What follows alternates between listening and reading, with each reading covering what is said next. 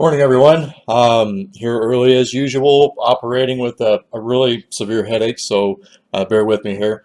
I've been having to send a lot of devices back as no fix. Reason being, some of this stuff comes in here and it's labeled with one problem, and I actually get to it to do the repair, and it's like, whoa, no touch, really? You think? So anyway, I've been catching some flack for some of this because some of these people are just like, "What? You couldn't fix mine?" Because I guess on some of these videos, it looks like I can fix anything, but really, with this no fix, no fee thing, or not even the no fix, no fee, but just with what you're willing to guarantee. Because when you fix something on one of these boards and send it back to somebody, they're expecting to put it in a phone, and a lot of times a customer's phone, and use it. So if I look at it and decide, whoa, if I touch this thing, it's going to make it worse. This is never going to be right. I have to say no fix because you're not going to want to pay for it. If you get it back and there's something stupid wrong with it, you're going to want your money back. So I really have to draw the line on what is acceptable on the condition of some of these boards. Um, some of them that are coming in water damaged, they're coming in working, but with no touch screen. So, with a water damaged board, one of the first things I'm going to do is put it through an ultrasonic cleaner. Well, after I do that, it might not work at all. And it came in here for a touch IC repair, and here all of a sudden, uh, it doesn't work at all. And then it looks like I broke it when really all I did was cleaned up the water damage. Um, so that's one example, and you go heating some of this stuff that's got damage all over the place like that, and there's a pretty good chance you could break something else loose. So the extensive damage to the board but no touch is just like I'm really scared to touch some of them. So I've got a couple examples here. Let's see. Here's one that came in for touch disease. This is an iPhone 6 board. I already put the sticker back on the back of it. I've already looked at this board, so I know what I'm getting ready to show you. Let me switch over to something where you might actually be able to see this board here and get set up to focus it so I don't drive you crazy with a really, really blurry image. Good enough? All right, I'm going to peel the sticker off the back of this one. Now remember, this came in for touch disease.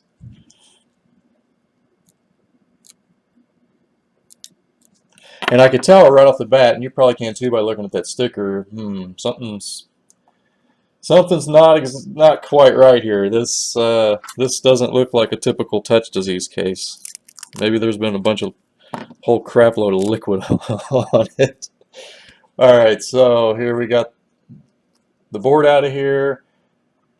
Check out the VCC main caps. I'm going to switch over and show you what that looks like under the microscope.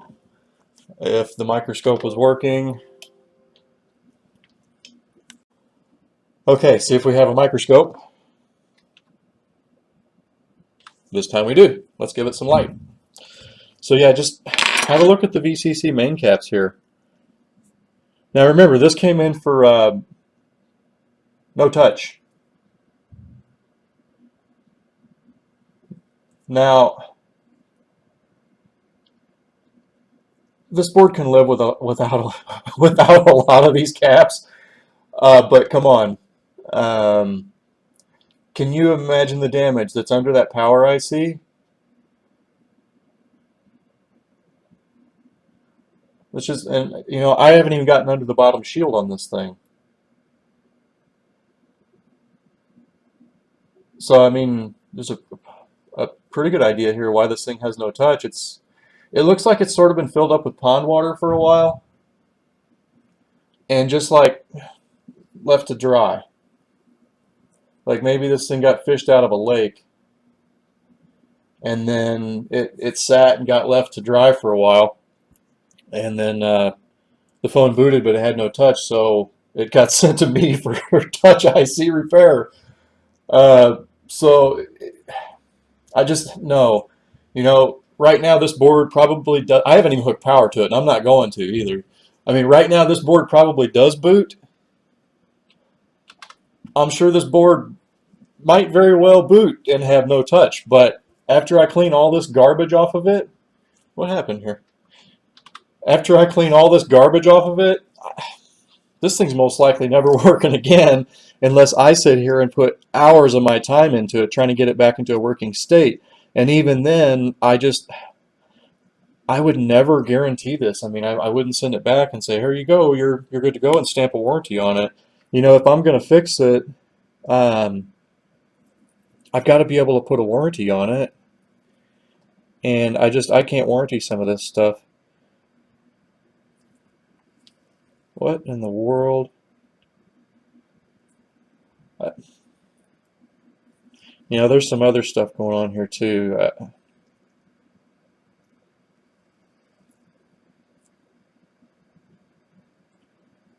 I'm going to say some scratching along the LCD connector for, I don't know. So anyway, there's one board. This is absolutely positively a no fix. If this is your board and you recognize it, I'm really sorry. You know, a lot of times I will go ahead and try to fix some of this stuff if it doesn't look really bad. This one here is a no way in hell, because I could easily wind up spending, I mean, who knows how much time to get this thing back into the condition that it was whenever you originally sent it. Another thing that I'm seeing on these boards, this is a couple of boards from one person. They're actually broke off on top. I'll show you that with the microscope. It's like they missed the top screw. These boards came out of the package with that piece just kind of dangling, and just from sliding it in and out of the package, it's fallen off. So they actually forgot to take that screw out on both boards, and oh, there it is. By the time it was already cracked. So there's one example. Keep watching the clock. Our shop's opening here any minute. So anyway, I'm going to show you one last board here. This is a touch IC board, and I've had something really goofy happen with it.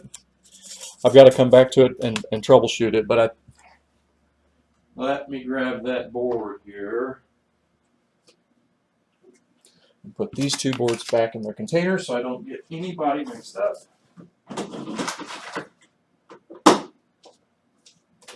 Okay, this board is a routine touch IC. It did not have any prior repair attempts on the touch IC itself, either one of them. It actually came more well packed than like anything I've ever seen before. I mean, this guy really went all out. He took and he had it in a static bag and like a hard layer of stuff and like suspended in the middle of a box to where there's no way in hell nothing would touch his board. He shipped this to us insured, and you can tell that he really cares a lot about his phone. So anyways, this thing, I've done a routine touch IC replacement on it, and I'm going to show you my work here on the touch ICs. I'm going to try to zoom all the way out and make this as clear as I can for you.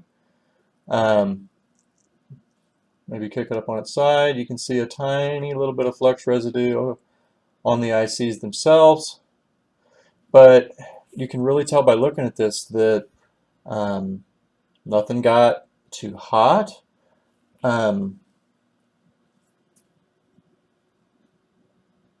Everything here is really sound.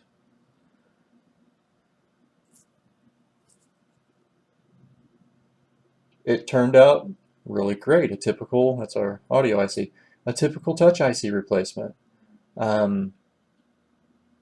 So like always, I'm very careful with my temperature.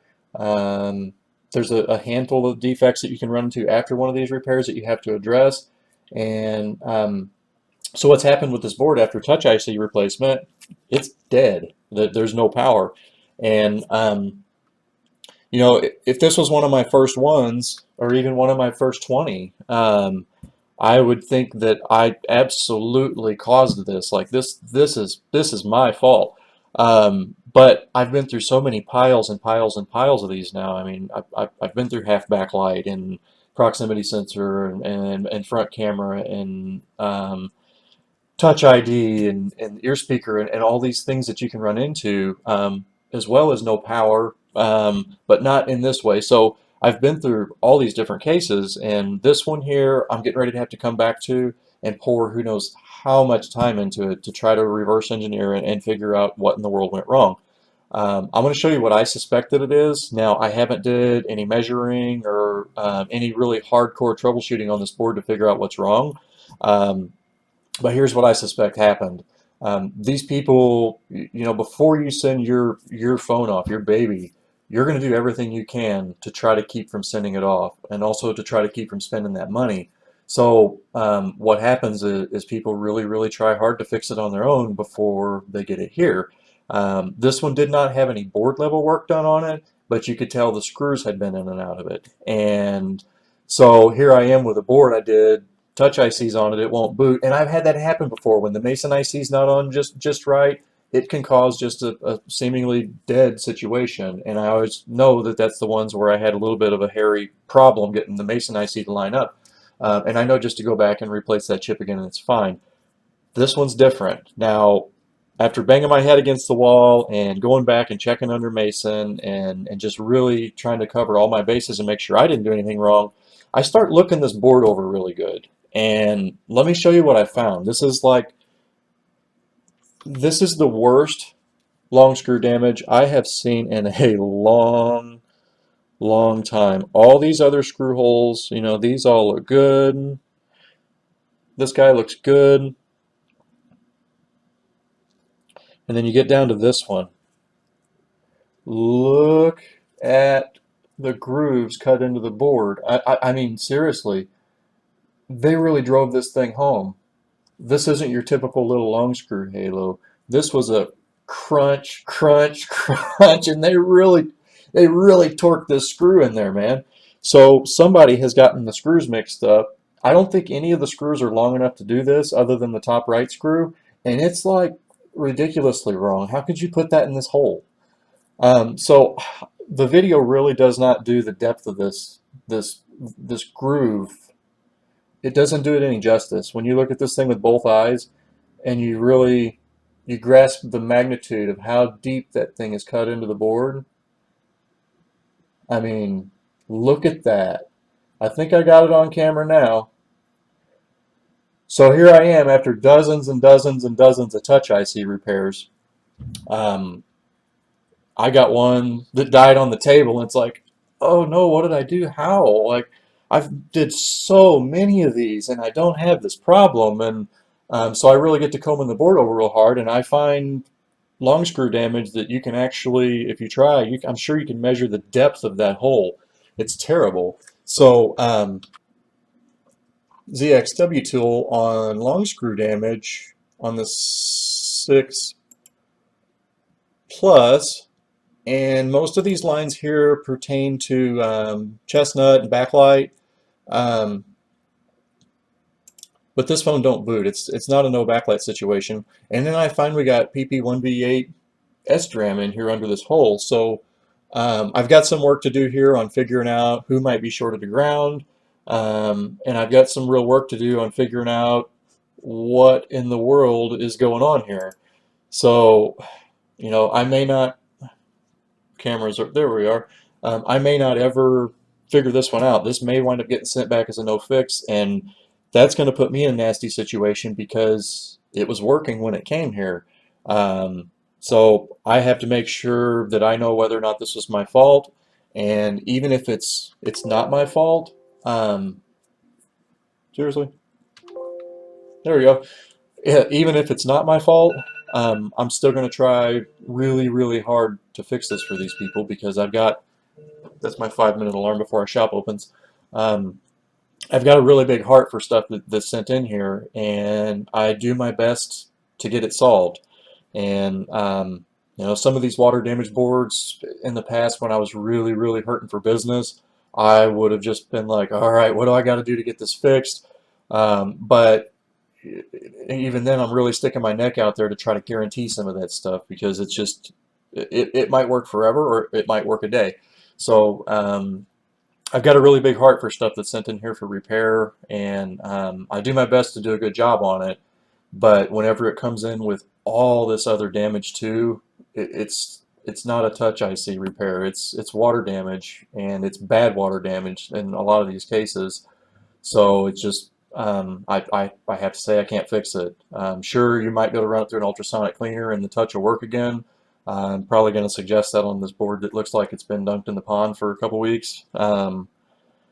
So anyways, I guess that's it for this video. This last board that I showed you is really the one that triggered me to make this video, because this sucks. This is probably going to put me in a nasty situation, and I'm going to try really hard to figure it out for this customer, but it's definitely not going to be in the 1 to 4 day time frame. I have to circle back and come back to this one whenever, as soon as I can. So that's it for this video. I got to open shop. I've already had people knocking this morning.